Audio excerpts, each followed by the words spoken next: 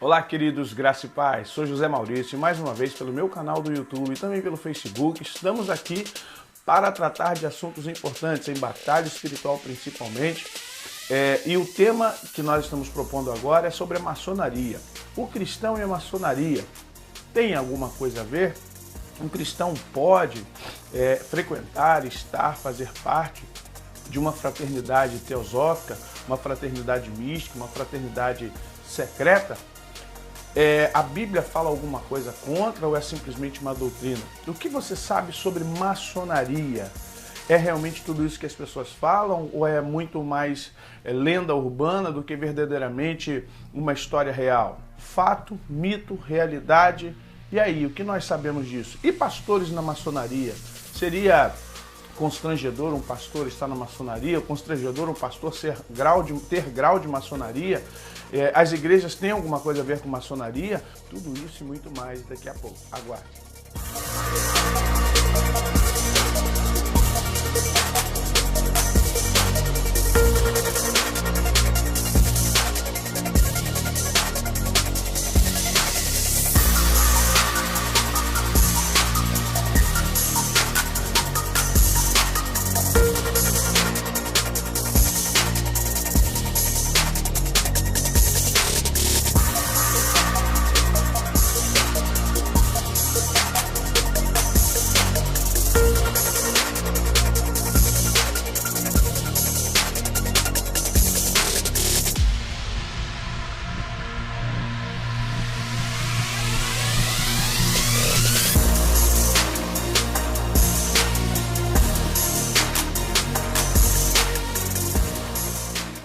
Pois bem, para nós falarmos de maçonaria, para nós falarmos de cristão e maçonaria, a gente tem que saber primeiro o que é maçonaria.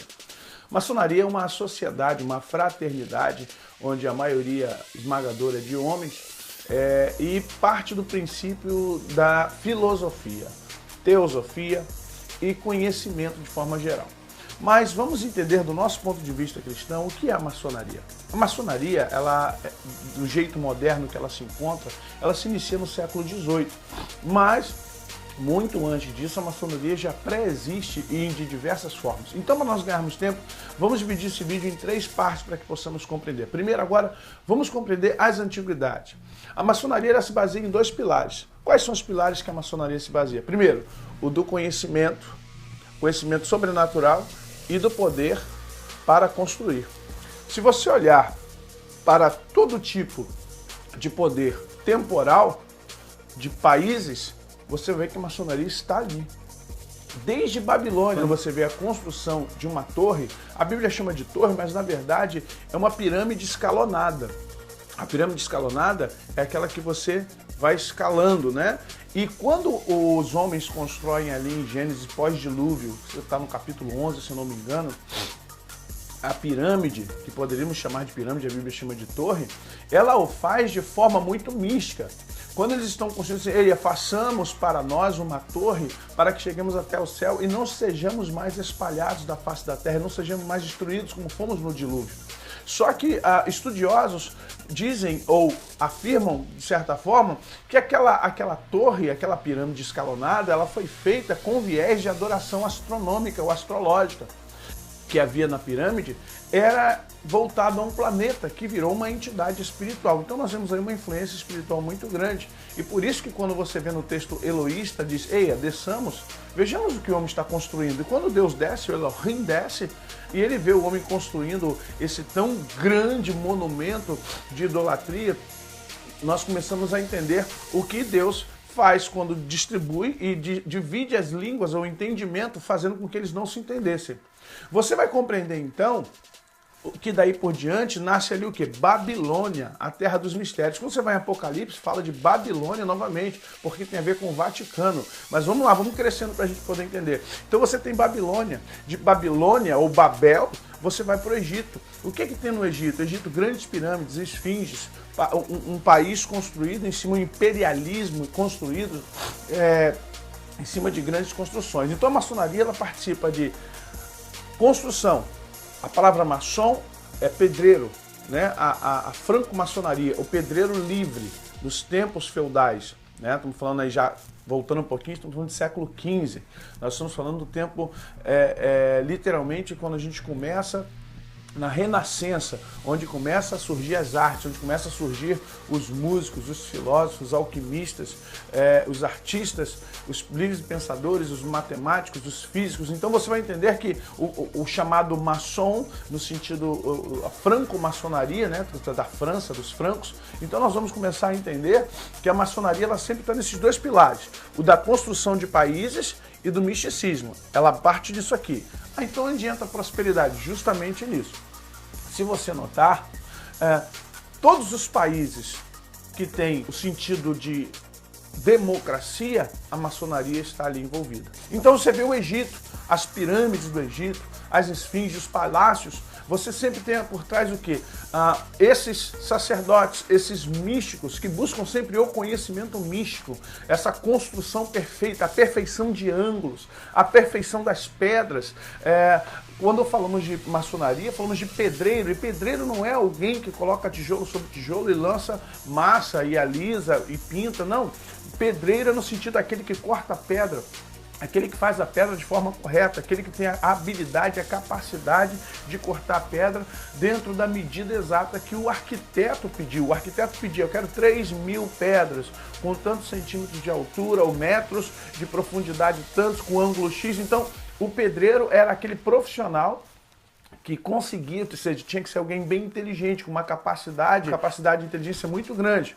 Então, quando nós vemos a maçonaria, pense que toda a construção de poder, toda a construção de cidade, toda a construção de povo, toda a construção de país, toda a construção de constituição, toda a construção de leis, toda a construção de governos, toda a construção de reis, toda a construção de presidentes, toda a construção democrática tem a ver com a maçonaria. Tudo está por trás da maçonaria. Nós vamos ver isso justamente na Revolução Francesa. Você vai ver isso justamente nas cruzadas do Papa Urbano, que começa lá no início do segundo milênio. Você vai ver isso justamente na Idade Média. Eu vou dar um dado a você. Ai do protestantismo se não fosse os maçons, os protos-maçons, que deram toda a proteção, os príncipes germânicos que deram proteção a Martim Lutero e deram a ele a condição de fazer o Novo Testamento em alemão na primeira prensa de Gutenberg. Tem o dedo da maçonaria, tem a mão da maçonaria aí por trás, porque na verdade queriam derrubar o Império Católico, queriam derrubar o papado, já que eles não suportavam mais esse poder centralizado, essa monocracia do Império Romano. Vamos compreender então que vem Babel, Egito. Do Egito já vemos também do outro lado a clássica cultura grega, helênica, os pilares, os simbolismos, as idolatrias. E olha, por trás disso tudo, o que você está vendo? Ezequiel 28, Isaías 14. Você vê justamente Satanás com a sua mania de grandeza, sempre querendo construir algo perfeito. Quando você vê o texto de Ezequiel, diz, perfeito era nos teus caminhos, até que em ti achou iniquidade. Ele diz assim no seu coração, subirei até as mais altas nuvens e construirei e farei um trono semelhante ao Altíssimo. Então a maçonaria vem aí de trás, dos construtores. Quando você chega em Babilônia, os jardins suspensos da Babilônia, uma obra de arte maravilhosa, também algo perfeito, algo limpo. Eles têm a preocupação com ângulos retos, com ângulos obtusos, eles têm preocupações com inclinações, com angulações. E é tão notório isso que você quer passear um pouquinho comigo? Vamos pensar agora. Torre Eiffel, você vê a Torre de Pisa, você vê hoje o Louvre, meu Deus, o Louvre todo ele é davinciano, todo ele é davinciano. Mas vamos pensar mais antigamente, você entra em Nova York, você tem a Estátua da Liberdade. Quem construiu a Estátua da Liberdade? Maçons. O Cristo Redentor no Rio de Janeiro, maçons. Washington DC, capital dos Estados Unidos. Toda a estrutura, toda a arquitetura, todo o desenho da cidade planejado, maçom. Brasília, maçom. Você vai ver Vaticano, maçom. Todas essas cidades bem planejadas têm o dedo e a mão da maçonaria. A maçonaria tem muito dinheiro, a maçonaria tem muito poder, porque a maçonaria ela justamente atrai homens para, no intuito de serem pensadores, filósofos, mas no intuito de manter homens inteligentes, trazer os homens mais inteligentes, os mais sábios. E em troca, ela dá o quê? Prosperidade, ela dá finanças, ela financia os estudos, ela financia uma boa vida, ela financia casa, carro, ela financia a abertura de portas para que essa pessoa entre nos governos. E na verdade a maçonaria, ela abre portas dentro dos governos para que as pessoas estejam dentro dos escalões do governo, desde o mais baixo, do assessor até o ministro, até o presidente da República. Esse é o papel da maçonaria, essa é a visão que eu quero que você tenha da maçonaria. A questão mística e espiritual a gente vê isso depois, mas primeiramente eu quero que você entenda, maçonaria é uma sociedade que constrói países, que constrói governos, que constrói constituições, é uma sociedade que constrói sociedade. É uma sociedade que constrói o poder de base de uma nação. Veja a OAB, quem comanda a OAB são maçons. E quem comanda a OAB? Ninguém comanda a OAB. Você vê o nosso Superior Tribunal Federal de Justiça, maçons. Todas as áreas do legislativo, os deputados, a maioria maçons, senadores, maçons. Então você vai notar que todo o poder no Brasil e fora do Brasil, como nos Estados Unidos também é, como na Europa também é, os maçons estão ali assentados em volta de todo o governo que se constitui uma nação.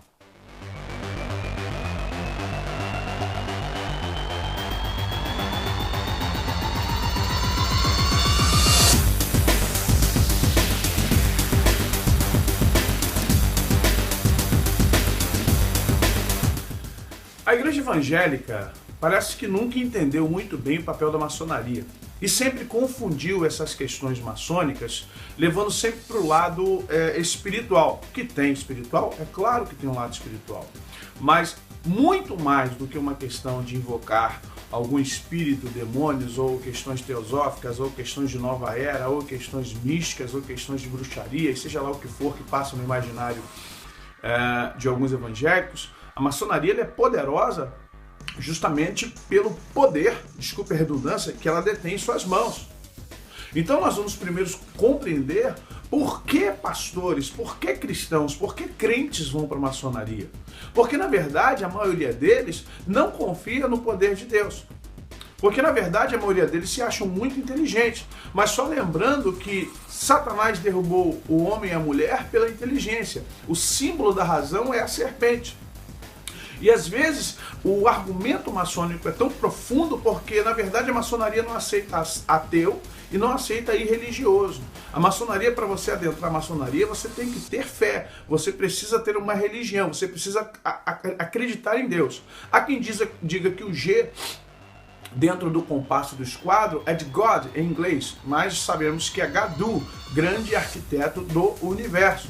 Então você precisa crer em Deus de alguma forma. E lá dentro dos ritos de passagem, que nós não vamos entrar aqui agora, porque o tema não é esse, nós veremos que o cristão ele será obrigado a, de certa forma, aos poucos, negar a sua fé em Deus ou gerar um misticismo, uma simbiose, uma mistura, na verdade um sincretismo para poder continuar lá. Porque os seus pares, os seus colegas de fraternidade, não é uma religião, deixando bem claro, porque eles não querem disputar com o catolicismo, nem com a igreja evangélica, nem com o afroespiritismo, nem com o kardecismo. Então é uma fraternidade, nós não vamos disputar religião com ninguém. Então você, na verdade, aos poucos vai ter que negar tudo aquilo que você leu, tudo aquilo que você entendeu, tudo aquilo que você compreendeu na Bíblia. E aí você tem pastores, olha, são dezenas, são centenas de pastores na maçonaria. Uau, meu Deus, é verdade? Claro que é. Porque a maçonaria, ela dá de benefício ao seu membro e àqueles que vão crescendo, aqueles que vão subindo de grau a grau, poder, capacitação, amizade. Literalmente a maçonaria ela tem fraternidade, é verdade, não é mentira. Porque lá eles se defendem, um defende o outro. Se você tiver com um processo na justiça e o juiz que estiver lá for um maçom e você for alguém de grau acima do juiz, você literalmente ordena aquele juiz a lhe dar ganho de causa, olhar com mais critério e carinho a sua causa. E mesmo que ele seja de um grau acima do seu, você pede dentro da sua loja alguém que é mais influente, ele vai no juiz, o juiz dá ganho de causa a você. Se você estiver precisando dentro de governos estaduais, federais e municipais de uma vaga para sua filha, para o seu neto, para o seu genro, para sua sogra, para sua esposa, e você tiver o conhecimento exato, essa pessoa com influência coloca quem você quer lá dentro do governo. Então entenda que a maçonaria, para quem é uma pessoa, estou falando agora de cristãos, para quem é uma pessoa que tenha ambição financeira, ambição social, a maçonaria é realmente uma porta maravilhosa. Só que aí Jesus deixa bem claro, que adianta você ganhar o mundo e perder sua alma? Porque na verdade a maçonaria, ao longo do tempo, ela vai fazer você negar a Deus, de uma forma indireta, muito inteligente, muito sorrateira. Mas ao final você estará negando Jesus Cristo como seu Salvador. Estará negando Jesus, colocando Jesus no mesmo patamar de Buda, de Krishna, colocando Jesus no mesmo patamar de Maomé. Ou seja, quando na verdade Jesus, ele é o caminho, a verdade e a vida. Ele é o Senhor de todas as coisas. Vamos ver também, que mais? Veja as igrejas batistas, presbiterianas, congregacionais. Essas três igrejas, se você olhar os templos mais antigos, com 70, 80, 90, 100 anos, todas elas têm símbolos maçons por fora e por dentro. Eu mesmo pastoreei uma igreja em Santos, onde ela era uma loja maçônica. A primeira vez que eu entrei naquela igreja, falei, gente, isso aqui é uma loja maçônica. E chamei o pastor, que não era de lá, que era novo também, e comecei a mostrar a ele onde estava o simbolismo maçônico. E ele ficou abismado, meu Deus, como pode? Porque os construtores, quem construiu aquela igreja na década de 60, era maçom. E a maioria dessas igrejas, na década de 1930, 1940, 1950, 1960, algumas até antes de 1900, todas elas, os seus pastores, seus presbíteros, os que começaram a igreja, eles eram maçons, e o dinheiro que vinha para ajudar naquela época era dinheiro de maçonaria. A maçonaria dava dinheiro para construir templos protestantes, até mesmo como uma forma de ir contra o catolicismo. Se você pensa que a nossa proclamação da República tem a ver com o governo, tem a ver com a maçonaria. Dom Pedro II era 33º grau de maçonaria, amigo de Ashbel Green Simonton, da Igreja Presbiteriana, amigo dos Batistas do Sul e amigo pessoal de Robert Calley, da Igreja Congregacional. Então vamos entender que essas denominações, quando chegaram aqui dos Estados Unidos, principalmente, vieram já com viés maçônico, vieram para cá já com esse espírito, essa dualidade entre protestantismo evangélico e maçonaria. Por isso que essas igrejas antigas têm formatos maçônicos. Veja a Universal. A Universal só trocou a pomba, tirou o olho e colocou uma pomba, mas tem os 4 pilares, como a Casa Branca. Você vai ver que toda essa estrutura, ela é maçônica. Veja Brasília, seus ângulos, seus cortes maçônicos. Então hoje nós temos um grande número de evangélicos, não posso dizer se são cristãos, se são salvos ou não vou aqui julgar ninguém, que está ou que estão na maçonaria. E infelizmente estão com um pé com o mamon e outro em Deus. Só que Jesus deixa bem claro, você não pode agradar 2 senhores, porque você vai desagradar um. Ou você ama a Deus ou você ama a mamon. Vai aborrecer sempre um. E se você ama a mamon, então Jesus diz, quem não está comigo, quem não comigo ajunta, está espalhando. Então, se você não é por Deus, é contra Deus.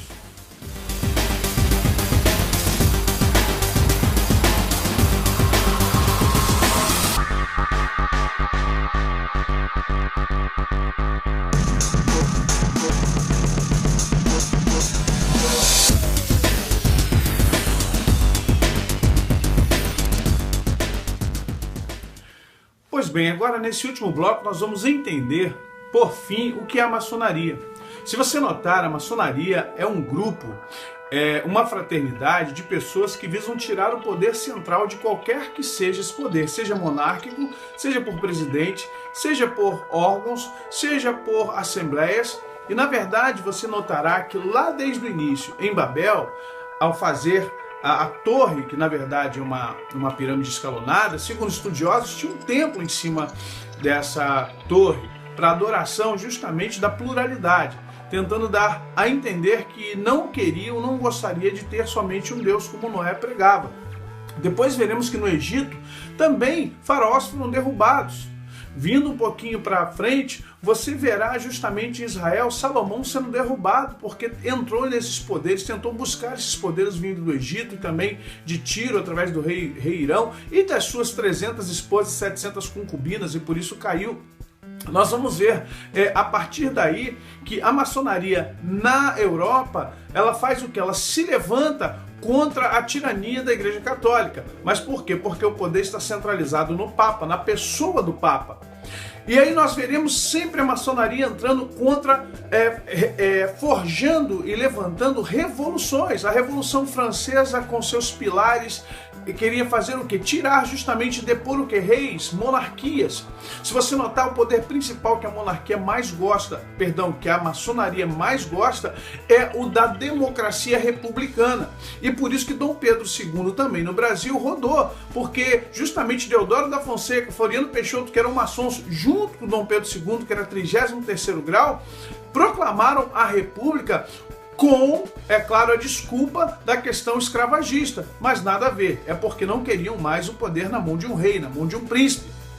Você verá sempre a maçonaria, que é a sociedade dos construtores, rejeitando a pedra angular, rejeitando justamente a pedra de esquina, a principal pedra, porque Jesus diz que eu sou o caminho, a verdade e a vida. Jesus se coloca como a única solução. E uma das coisas que a maçonaria não aceita é justamente a convergência, convergir em alguém. Por isso que ela adota 3 lados, pluralidade. Então não dá para ter uma pessoa só comandando. E toda vez que um governante, pode notar, toda vez que somente uma pessoa quer comandar, ela se movimenta de forma muito sorrateira, de forma muito silenciosa e vai minando e vai derrubando. Olha como é que está o Brasil.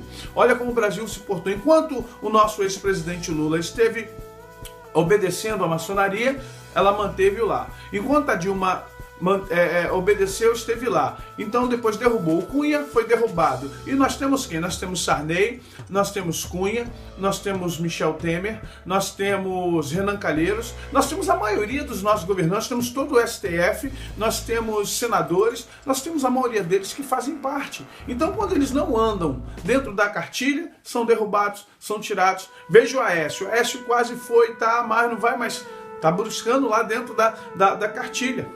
Por que pastores, líderes, cristãos estão na maçonaria? Porque, na verdade, a igreja evangélica no Brasil tem estrita relação com a maçonaria desde o início.